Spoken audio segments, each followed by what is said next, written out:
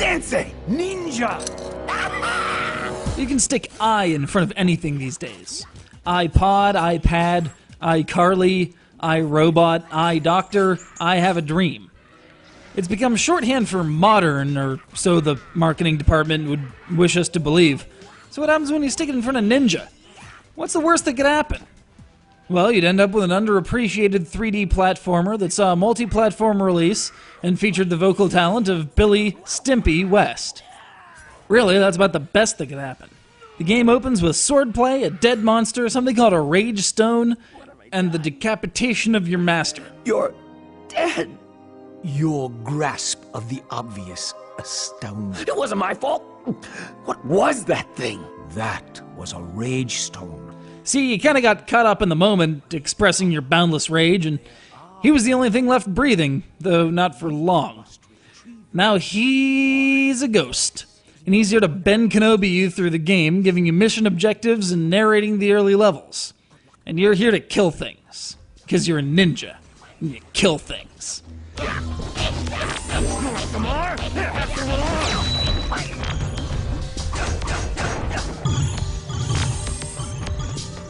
Those things are the ranks soldiers of the nefarious Odor army, and it was as painful typing that and subsequently speaking it aloud as it must have been for you to hear, I assure you.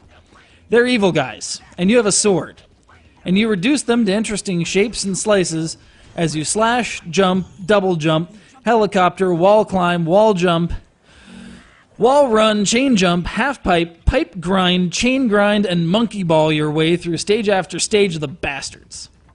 Yes, I said monkey ball.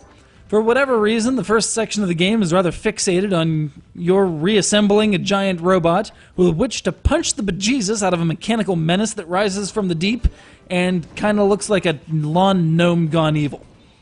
You roll the 2 eyes and a heart through half pipes, around obstacles, over foes, strike, and along narrow passages so tight it'd make you lose your bananas. Adding to the enjoyment is the game's wise-ass sense of humor. It's to be expected, after all, from the guy best known as Fry from Futurama.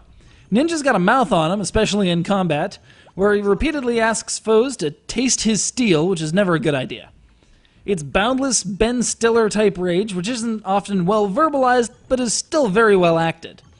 By contrast, your master attempts to be insightful and wise, but ends up sounding like the bartender from Boondock Saints, what with his mangled proverbs. A bird in the hand is worth some of the people some of the time, I think. Every time I bring up this game in conversation, I'm met with a sea of dumbfounded faces. Hi, Ninja, the hell's that?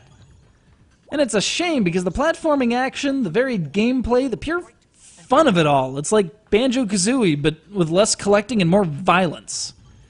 iNinja was one of the last titles developed by Argonaut Games, the British studio who also produced the Croc series, some Harry Potter and Bionicle games in the early aughts, and the Super FX microchip. Yes, that Super FX microchip. These were the blokes behind the Star Fox engine, and they're gone now. While some of their later offerings, like Malice and Catwoman the Game, fell, let's be generous, miles short of expectation, iNinja released almost no expectation, and is to this day a really fun, really engaging, and wonderfully violent adventure.